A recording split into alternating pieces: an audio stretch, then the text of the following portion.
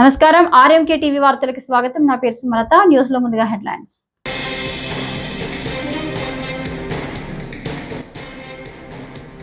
ఢిల్లీ చేరుకున్న సిపి రాధాకృష్ణన్, కేంద్ర మంత్రులు పుష్పగుచ్చం అందించి ఘన స్వాగతం.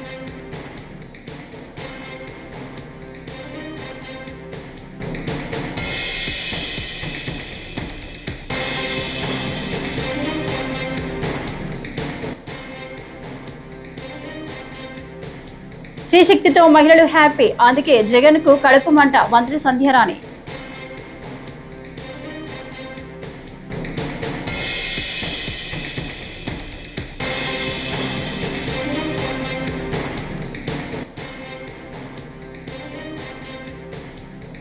అమరావతిపై వైసీపీ నేత కేతిరెడ్డి వెంకట్రామిరెడ్డి సంచలన వ్యాఖ్యలు.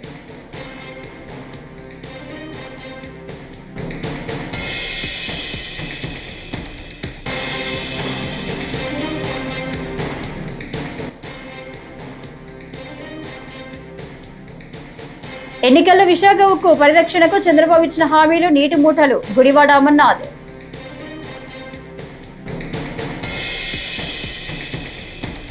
ఇక డీటెయిల్స్ చూస్తే, మహారాష్ట్ర గవర్నర్, భారత ఉపరాష్ట్రపతి, ఎన్డీఏ అభ్యర్థి సిపి రాధాకృష్ణన్ ఢిల్లీ విమానాశ్రయానికి సోమవారం చేరుకున్నారు.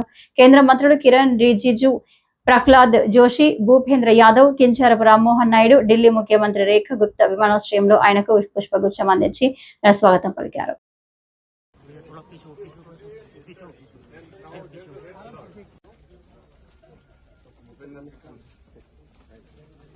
Welcome and congratulations to our president and Delhi. Prahlad ji.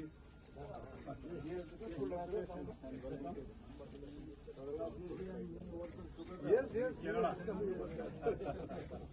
Welcome.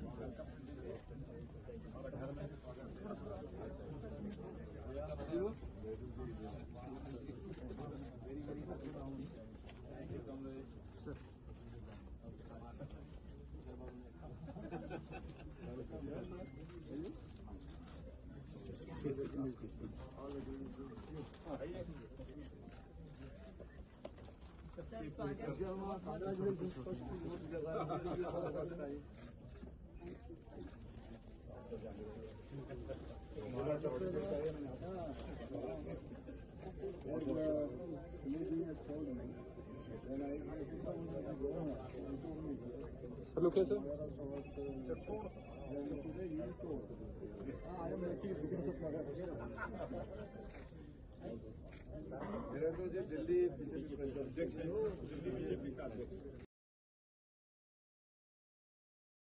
భారీ వర్షాల నేపథ్యంలో శ్రీశైలం నుంచి నాగార్జున సాగర్ కు వరద పోటెత్తుతుంది. డ్యాం పూర్తి స్థాయి నీటి మట్టం 590 అడుగులు కాగా ప్రస్తుతం 585.90 అడుగుల మేర నీరు వచ్చి చేరింది. దీంతో అధికారులు 26 గేట్లను 5 అడుగుల మేర పైకెత్తి నీటిని దిగువకు విడుదల చేస్తున్నారు. నాగార్జున సాగర్ ప్రాజెక్టులోని 2,52,341 క్యూసెక్కుల నీరు చేరుతుండగా అవుట్ ఫ్లో 2,45,894 క్యూసెక్కులుగా ఉంది.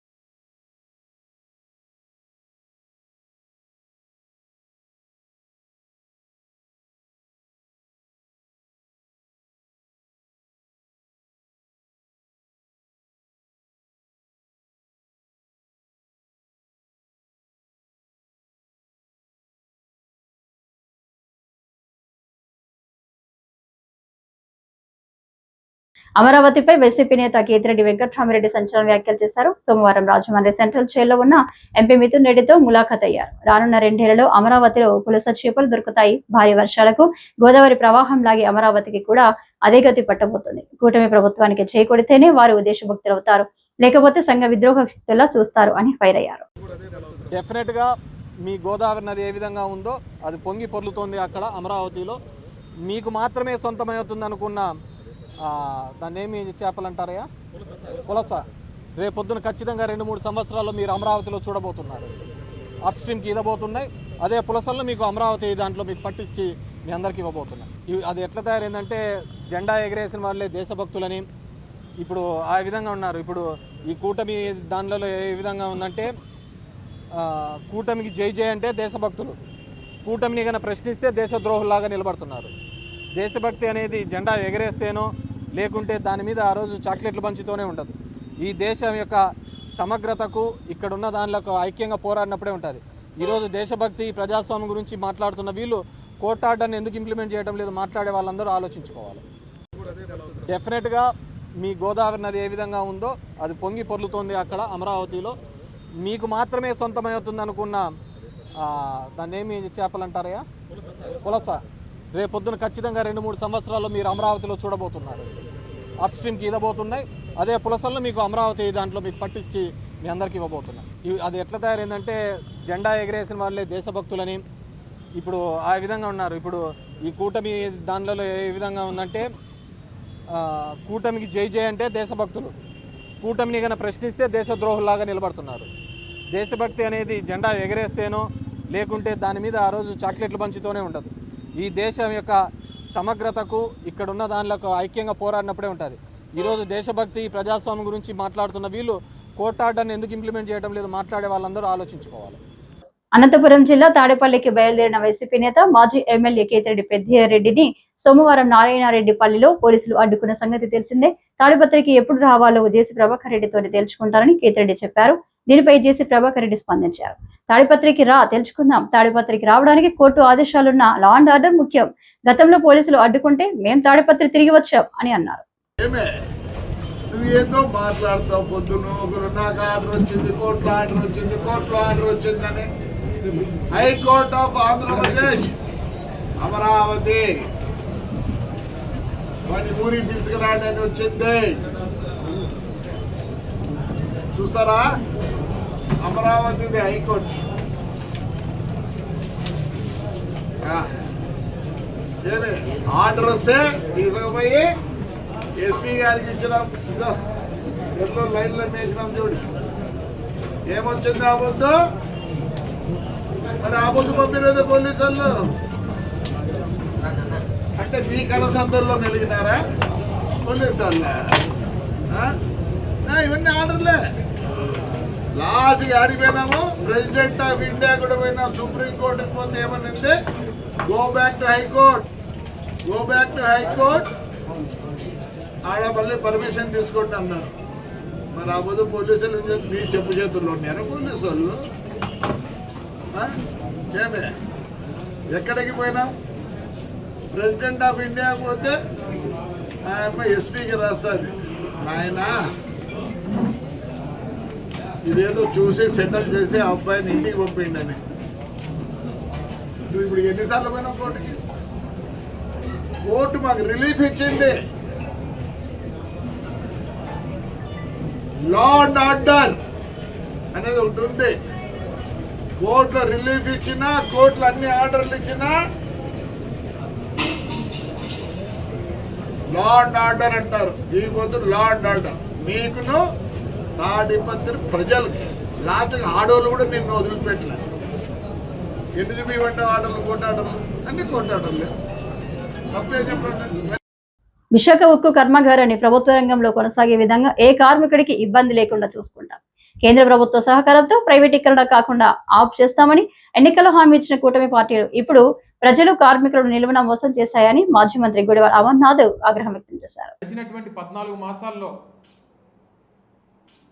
ముఖ్యంగా స్టీల్ ప్లాంట్ విషయంలో ఏ రకమైనటువంటి అన్యాయం చేసిందో మీ అందరికి కొత్తగా చెప్పాల్సినటువంటి పని లేదు. రోజు రోజుకి ప్లాంట్ ప్రైవేటీకరణ విషయంలో అడుగులు వేస్తూ నిన్న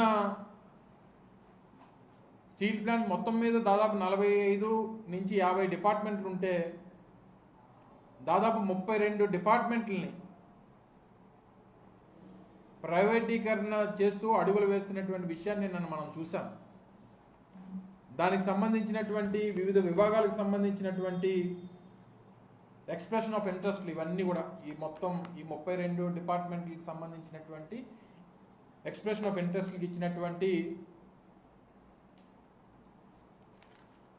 ఏవైతే ఈ నోటీసులు ఏ డిపార్ట్మెంట్కి ఆ డిపార్ట్మెంట్ ఒకటి 15 పేజీలు ఉన్నాయి.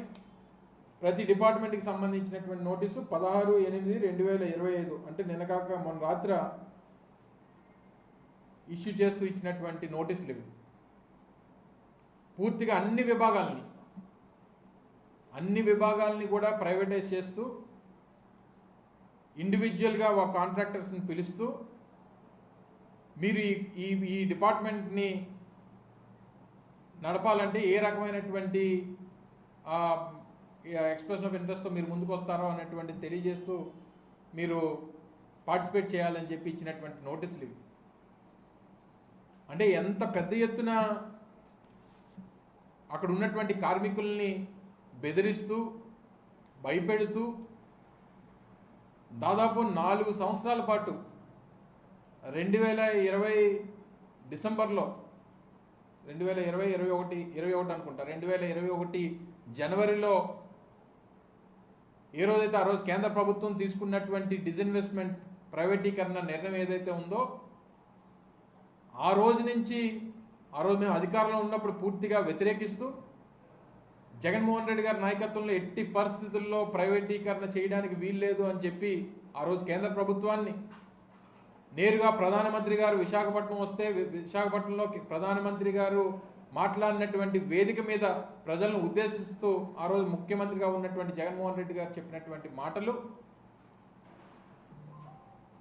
ముఖ్యంగా పోరాట కమిటీ ఏదైతే ఉందో పోరాట కమిటీ తీసుకున్నటువంటి ఏ నిర్ణయాన్నైనా పోరాట కమిటీ ఏ పోరాటం చేస్తామన్నా సరే ఆ రోజు ప్రభుత్వంలో ఉన్నటువంటి జగన్మోహన్ రెడ్డి గారు వైఎస్ఆర్ కాంగ్రెస్ పార్టీ ప్రతి పోరాటానికి మద్దతిస్తూ ప్రతి పోరాటంలో పార్టిసిపేట్ చేస్తూ లా అండ్ ఆర్డర్ పరంగా ఏ రకమైనటువంటి ఇబ్బంది రాకుండా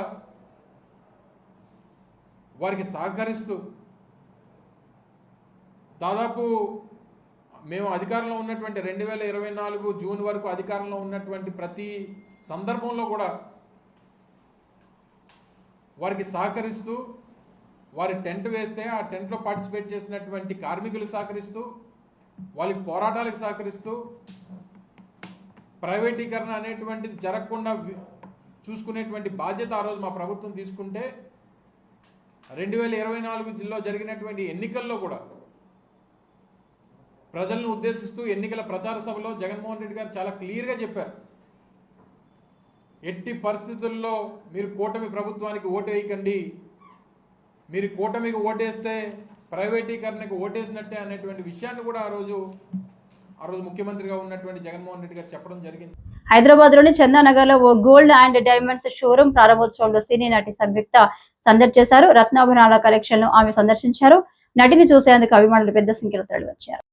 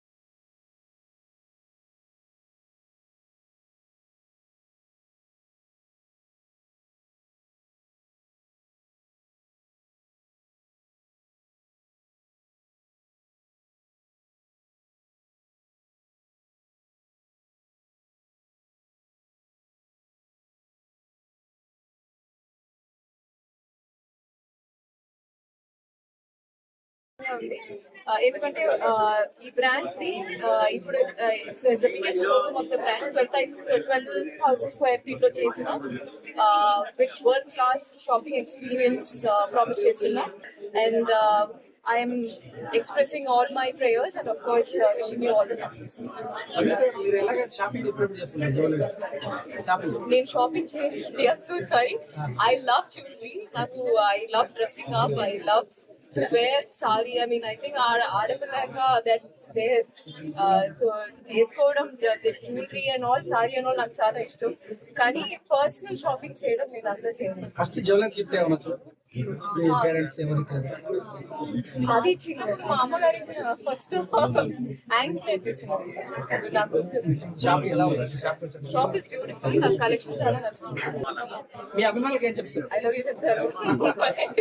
చెప్పంటారు. New projects next month Agent to release. నేను ఇప్పుడు షూటింగ్ జరుగుతుంది. కురిసే మూవీ చేసేది షూటింగ్ బాగా జరుగుతుంది. యాక్చువల్లీ చాలా ఎంజాయ్ చేస్తున్నాం.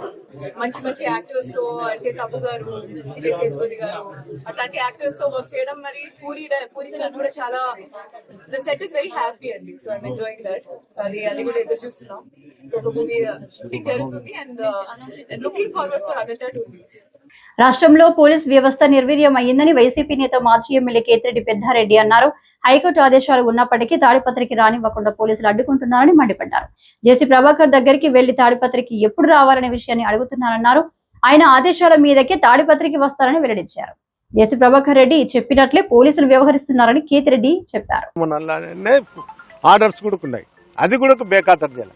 నేనైతే ఒకటి ఏం చెప్తున్నా అంటే, మీరందరూ డిపార్ట్మెంట్ అంతా నేను ఒకటే వస్తా, ప్రభాకర్ రెడ్డిని అడుగుతా, ఆయన్ని అడుగుతా, నాయన నేను ఎప్పుడు రావాలో తాడిపత్రికి మీరే చెప్పండి. పోలీస్ అధికారులు కూడా నిర్వీర్యం అయిపోయినారు. ఇక్కడ పోలీస్ అనే వ్యవస్థ మా మీద తప్ప జూలం చూపించేదానికి కానీ, అక్రమ కేసులు పెట్టేదానికి కానీ మీరు ఏది చెప్తే అది జరిగే పరిస్థితి ఉంది ఈరోజు రాష్ట్రంలో. మా లీడరే చెప్తాడు, పోలీస్ అధికారులతో నేనే అవసరం చేయమని మున్సిపల్ ఎలక్షన్ జరిపిన. నేను ఎప్పుడు కూడా జేసీ ప్రభాకర్ రెడ్డి ఇంటికి వచ్చి పోతానే, కాన్ఫరెన్స్లో తిరుగుతానే, ఎప్పుడు నేను అడ్డపడాల్సిన పరిస్థితి వచ్చిందంటే ఈరోజు నాకు ఈ పరిస్థితి వచ్చేది కాదేమో. ఆ రోజు నేను కూడా ఇతని మాదిరి ఆలోచన చేసి ఉంటే నాకు ఈ పరిస్థితి వచ్చేది కాదేమో. ఆ రోజు అక్కడుండే కాన్ఫరెన్స్లో ఎప్పుడు కూడా నేను జేసీ కుటుంబం చేస్తున్నటువంటి అరాచకాలు కానీ, ఈరోజు పోలీస్ వ్యవస్థ చేస్తున్న వ్యవస్థ కానీ గతంలో లేదు. పంటలలో పురుగు ఏ విధంగా పడితే దాన్ని నిర్మూలించుతారో ఆ విధంగా ఎవరన్నా అసాంఘిక శక్తులు ఉంటే ఆ విధంగా నిర్మూలించుతారో అని చెప్పినాను తప్ప నేను ఫ్యాక్షన్ చేస్తా అని చెప్పలే. చేస్తా అని చెప్పింటే నేను చేసిందును. నాకు ఈ వ్యవస్థ అంతా ఏం కాదు. జనసేన అధినేత డిప్యూటీ సీఎం పవన్ కళ్యాణ్ పై ఆ పార్టీ ఎమ్మెల్యే బొలిశెట్టి శ్రీనివాస్ ఆసక్తికర వ్యాఖ్యలు చేశారు. పవన్ కళ్యాణ్ ని మరో వంగవీటి రంగగా ప్రజలు ఆదరిస్తున్నారని అన్నారు. అలా ఆదరించబట్టే గత ఎన్నికల్లో మేము గెలిచామని ఆయన చెప్పారు.